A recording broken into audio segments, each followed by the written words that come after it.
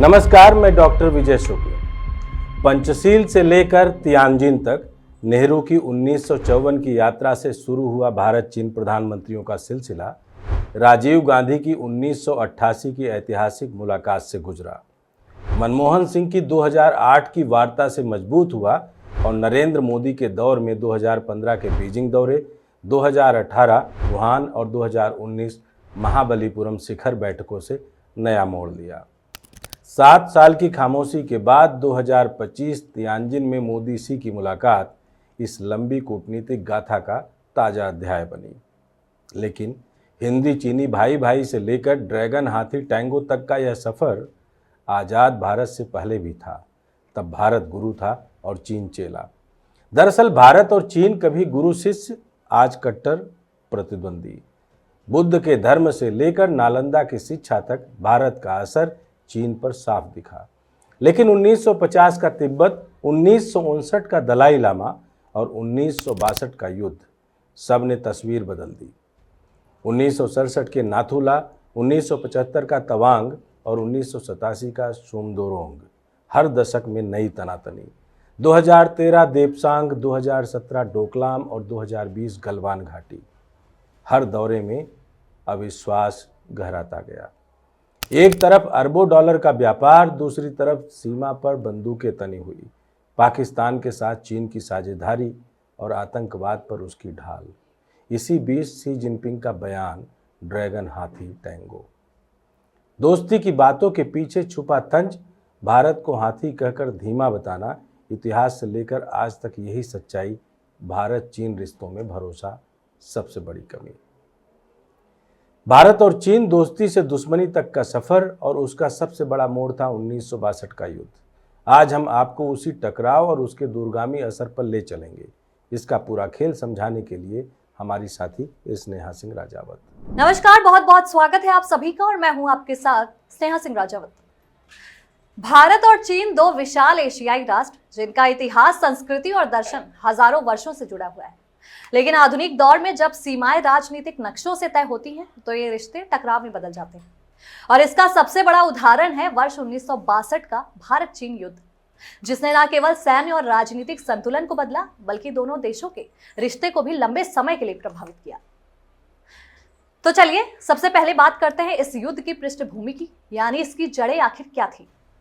भारत चीन युद्ध की शुरुआत यूं ही नहीं हुई थी, बल्कि इसकी नींव 1913-14 के शिमला समझौते में रखी गई। इस समझौते में ब्रिटिश, भारत, तिब्बत और चीन के प्रतिनिधियों ने मिलकर मैकमोहन रेखा के तहत सीमाओं का निर्धारण किया।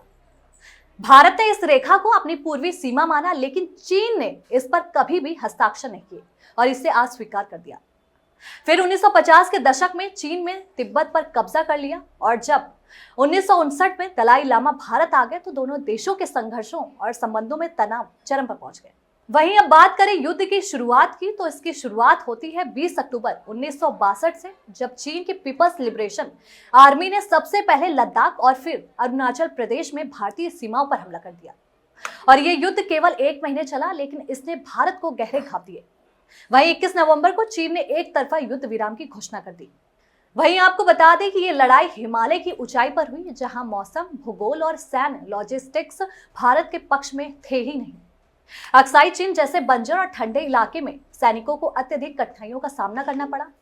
वहीं भारत की फॉरवर्ड नीति, खराब खुफिया तंत्र और सैनिकों की सीमित तैयारी ने स्थिति को और भी ज्यादा गंभीर बना दिया था। चलिए बात करें युद्ध परिणाम के बारे में, तो भारत को इस युद्ध में सामरिक और राजनीतिक दोनों ही स्तरों पर काफी बड़ा झटका लगा। चीन ने अक्साई चीन पर कब्जा कर लिया, जो आज भी उसके नियंत्रण में है। वहीं पूर्वी सीमा पर अरुणाचल प्रदेश के कुछ हिस्सों पर चीन ने अपना दावा बनाया। युद्ध के बाद रक्षा मंत्री कृष्ण मेनन को पद छोड़ना पड़ा और प्रधानमंत्री नेहरू की हिंदी चीनी भाई भाई नीति पर भी गंभीर सवाल उठ गए। इस युद्ध के बाद कई प्रभाव देखने को मिले।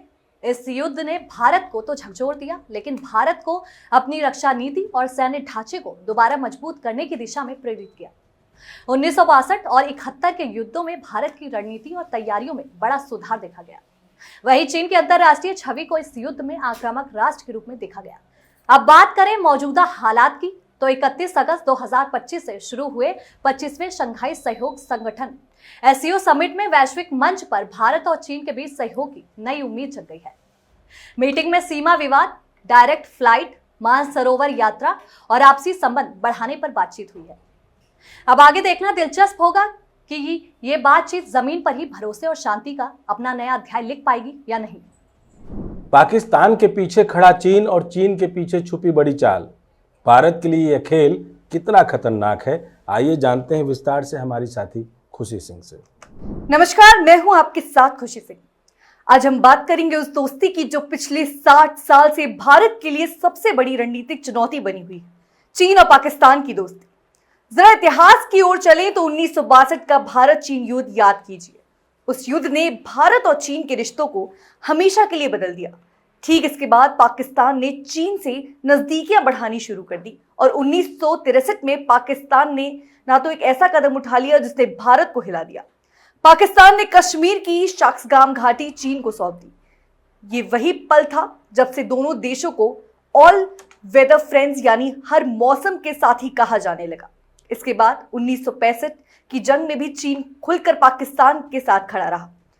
2000 के बाद चीन ने पाकिस्तान में अरबों डॉलर झोंक दिए। 2013 में शुरू हुआ CPEC यानी चीन पाकिस्तान आर्थिक गलियारा इसका सबसे बड़ा उदाहरण है। यह प्रोजेक्ट विदार पोर्ट से चीन के शिनजियांग तक जाता है और पाकिस्तान अधिकृत कश्मीर से होकर गुजरता है। भारत इसके खिलाफ है क्योंकि उसकी संप्रभुता पर सीधा हमला है। आज चीन पाकिस्तान का सबसे बड़ा साथी है, चाहे बात हो हथियारों की, चाहे अंतर्राष्ट्रीय राजनीति की।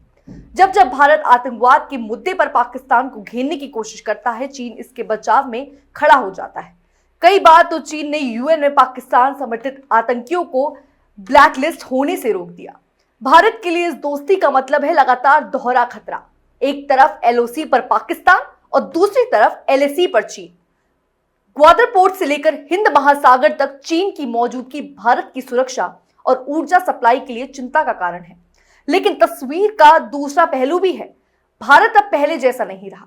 भारत ने अमेरिका, जापान, ऑस्ट्रेलिया के साथ क्वाड बनाया, यूरोप और फ्रांस से रिश्ते मजबूत किए और अपनी सेना को लगातार आधुनिक कर के रखा। सबसे बड़ी ताकत है कि भारत की अर्थव्यवस्था जो आज दुनिया के सबसे तेजी से बढ़ती हुई अर्थव्यवस्था है। भारत और पाकिस्तान के साथ हालिया सैन्य संघर्ष और तनाव ने यह साफ कर दिया है कि चीन किस तरह से इस्लामाबाद की मदद कर रहा है। संयुक्त राष्ट्र ने कूटनीतिक मदद से लेकर सैन्य सहायता तक बीजिंग ने इस्लामाबाद का खुलकर साथ दिया। विश्लेषक तो यहां तक कहते हैं कि भारत के खिलाफ सैन्य संघर्ष में परोक्ष रूप से पाकिस्तान के लिए चीन ही लड़ रहा था। चीन ने सेना से लेकर तकनीकी सहायता उपलब्ध कराई। ऐसे में पाकिस्तान की हार चीन के लिए भी झटका है। इसी बीच खुफिया सूत्रों से पता चला है कि पाकिस्तान का समर्थन चीन को बहुत महंगा पड़ा है और अब उसके ऊपर इससे दूरी बनाने के लिए अंदरूनी दबाव पड़ रहा है। जम्मू कश्मीर में पहलगाम आतंकी हमले के जवाब में भारत ने 7 मई की सुबह ऑपरेशन सिंदूर शुरू किया।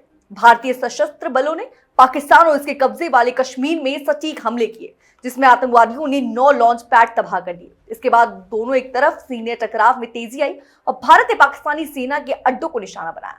पाकिस्तान ने अपनी स्मारक संपत्तियों की रक्षा के लिए चीन से मिली हथियार प्रणालियों को तैनात किया, लेकिन इससे चीनी हथियारों की पोल खोल दी। चीन से मिली हवा से हवा ने मार करने वाली PL-15 मिसाइल अपने लक्ष्य से चूक गई। वह HQ-9 वायु रक्षा प्रणाली भारतीय हमलों को रोकने के लिए विफल रही। लाहौर में तो भारतीय हमले ने वायु रक्षा प्रणाली को ये नष्ट कर दिया था। इन विफलताओं ने अंतर्राष्ट्रीय हथियार बाजार में चीन की साख को नुकसान पहुंचाया। यह ऐसे समय में हुआ जब चीन वैश्विक रक्षा नियंत्रकों की टॉप लिस्ट में पहुंचने की कोशिश कर रहा था। 1962 की जंग से लेकर गलवान की झड़प और SCO समिट तक सवाल अब भी वही है, विश्वास कितना और तनाव कितना। चलिए इस पूरे मसले पर नजर डालते हैं हमारे साथी स्नेहा सिंह के साथ। नमस्कार, मैं स्नेहा सिंह और आपके सामने रखूंगी आज चीन और भारत की मौजूदा स्थिति। दो देशों के बीच रिश्ते दोस्ती पर टिके हों तो विकास की नई इबारतें लिखी जाती हैं, लेकिन अगर तनाव हो तो हर कदम सोच समझ कर उठाना पड़ता है। आज हम बात कर रहे हैं भारत और चीन के मौजूदा रिश्तों की। एक ऐसा रिश्ता जिसमें इतिहास भी है, युद्ध भी है, व्यापार भी है और कूटनीति भी है। भारत और चीन दोनों ही प्राचीन सभ्यताएं हैं। दोनों देशों का सांस्कृतिक संपर्क हजारों साल पुराना है। बौद्ध धर्म चीन में भारत से ही गया है। सिल्क रूट के जरिए व्यापार होता था, लेकिन ये मिठास ज्यादा समय तक नहीं चली। 1962 में हुआ भारत चीन युद्ध इन रिश्तों में सबसे बड़ा मोड़ लाया। 1988 में प्रधानमंत्री राजीव गांधी की चीन यात्रा के साथ एक बार फिर रिश्तों में गर्माहट आई। दोनों देशों ने व्यापार, पर्यटन और संस्कृति के क्षेत्र में हाथ मिलाना शुरू किया। वहीं 2017 में डोकलाम को लेकर भारत और चीन के बीच काफी गंभीर सैन्य टकराव हुआ था, लेकिन ये युद्ध नहीं था। इसे एक सैन्य गतिरोध कहा जाता है जो 73 दिनों तक चला था। आज के समय में चीन भारत का सबसे बड़ा व्यापारिक साझेदार है। 2024 में भारत चीन के बीच कुल व्यापार 136 अरब डॉलर से ज्यादा का रहा, लेकिन हर व्यापारिक रिश्ते के पीछे एक सच्चाई भी होती है और वो होती है विश्वास की कमी। 2020 की गलवान घाटी में हुई झड़प ने एक बार फिर रिश्तों में दरारें डाली। 20 भारतीय जवान शहीद भी हुए, जिसके बाद भारत ने चीन के करीब 300 से ज्यादा मोबाइल ऐप्स पर बैन लगा दिया। इन ऐप्स में टिकटॉक, पबजी मोबाइल और यूसी ब्राउजर जैसे बड़े नाम शामिल थे। दोनों देशों के पास न्यूक्लियर ताकत है और दोनों ही वैश्विक मंचों पर अहम भूमिका निभा रहे हैं। ब्रिक्स, SCO, G20 जैसे मंचों पर भारत और चीन साथ साथ हैं, लेकिन जब बात होती है सीमा की तो दोनों देशों के एजेंडे अलग अलग नजर आते हैं। भारत चाहता है सम्मानजनक समाधान और LOC पर यथास्थिति, जबकि चीन अपने विस्तारवादी रवैये से पीछे हटने को तैयार नहीं दिखता। हाल ही के घटनाक्रम की बात कर ले तो SCO समिट में भारत एवं चीन का हालिया परिदृश्य कुछ यूं रहा कि बेहतर सीमा प्रबंधन और शांति, लंबे समय से चला आ रहा व्यापारिक असंतुलन और बहुत कुछ। एक खास ये भी बात ये रही कि जिसमें चीनी राष्ट्रपति शी जिनपिंग SCO समिट में कुछ यूं कह गए कि चीन और भारत के संबंधों को ड्रैगन, हाथी, टैंगो का रूप ले लेना चाहिए। अब इस पे सवाल भी उठते हैं, कूटनीति का ये कौन सा नया तरीका है जहां एक देश खुद को उड़ता हुआ ड्रैगन बताए और दूसरे को जमीन पर चलता हुआ हाथी। चलो मान लिया हाथी बुद्धिमान होता है, पर क्या शी जिनपिंग को ये याद नहीं है कि हाथी जब क्रोधित होता है तो पूरे जंगल का नक्शा बदल देता है? क्या इस बयान में संदेश छुपा हुआ है कि ड्रैगन को उड़ाने की आजादी चाहिए और हाथी को सीमित चाल में रहना चाहिए? क्या ड्रैगन हाथी बयान सिर्फ सौम्यता थी या फिर एक मजाकिया चुटकी भी जिसमें हम बड़े हैं और शक्तिशाली भी हैं का संदेश बड़े ही प्यार से पैक किया गया था? पर मौजूदा तस्वीर ये है कि भारत और चीन के रिश्ते ना तो पूरी तरह दोस्ताना है और न ही खुले टकराव में है। ये एक जटिल समीकरण है जिसमें सामरिक संतुलन, व्यापारिक फायदे, कूटनीति और इतिहास है। आने वाला वक्त बताएगा कि क्या भारत और चीन अपने मतभेदों को किनारे रखकर सहयोग की राह पर चल सकते हैं या फिर ये खींचतान यूं ही चलती रहेगी। अगर कल सुबह से भारत और चीन का व्यापार पूरी तरह थम जाए तो क्या हमारे मोबाइल बंद हो जाएंगे? क्या दवाइयां महंगी हो जाएंगी? और क्या चीन भी एक बड़ा बाजार खो देगा? इन सवालों के जवाब जानेंगे अब हमारी साथी रिया से। नमस्कार, आपका बहुत बहुत स्वागत है। मैं हूं रिया अग्रवाल। भारत और चीन दो एशिया महाशक्तियां, एक तरफ दोनों देशों के बीच सीमा विवाद और राजनीतिक तनाव है, दूसरी ओर इनका आपसी व्यापार सालों से मजबूत है। कई लोग ये सवाल करते हैं कि अगर भारत और चीन का आपसी व्यापार पूरी तरीके से बंद हो जाए तो क्या होगा। आइए समझते हैं। भारत और चीन का व्यापार हर साल करीब 120 से 130 अरब डॉलर के आसपास रहता है, लेकिन ध्यान देने वाली बात यह है कि अगर ये व्यापार संतुलित नहीं है, भारत चीन से बहुत अधिक सामान खरीदता है और कम बेचता है। इसी वजह से भारत को हर साल लगभग 80 से 85 अरब डॉलर का व्यापार में घाटा भी होता है। भारत चीन को ज्यादातर कच्चा माल जैसे कॉटन, चाय, मसाले, कुछ दवाइयां निर्यात करता है। वहीं चीन भारत को इलेक्ट्रॉनिकल आधारित सामान जैसे mobile phone, computer parts, solar panels, खिलौने, मशीनरी, दवाइयां, कच्चे पदार्थ जैसी चीजें देता है। इससे साफ है कि भारत चीन पर बहुत सारी जरूरत और रोजमर्रा के उपयोग के सामान के लिए ज्यादा निर्भर है। बता दें कि 2020 में गलवान घाटी संघर्ष के बाद भारत ने चीन के खिलाफ कई आर्थिक कदम भी उठाए थे। सबसे पहला और चर्चित फैसला था 300 से ज्यादा चीनी मोबाइल ऐप्स को बैन करना, जैसे TikTok, PUBG, original version, CamScanner और यूजी ब्राउजर जैसे बड़े नाम भी इस लिस्ट में शामिल थे। ये कार्यवाही डेटा सुरक्षा और राष्ट्रीय सुरक्षा के आधार पर की गई थी। इसके बाद भारत सरकार ने टेलीकॉम सेक्टर में GTE जैसी चीनी कंपनियों पर पाबंदी भी लगाई थी। उनमें 5G ट्रायल से बाहर तक कर दिया गया था। BSNL और MTNL को निर्देश दिए गए थे कि वे चीन के टेलीकॉम उपकरण न खरीदेंगे। इसी क्रम में इंफ्रास्ट्रक्चर प्रोजेक्ट जैसे रेलवे कॉरिडोर और हाईवे निर्माण में भी चीनी कंपनियों ने ठेके रद्द कर दिए गए थे। साथ ही बता दें कि भारत ने लो क्वालिटी चीनी उत्पादों जैसे टॉयज, सस्ते इलेक्ट्रॉनिक्स और लाइटनिंग सामान पर कड़े गुणवत्ता मानक लागू कर दिए थे।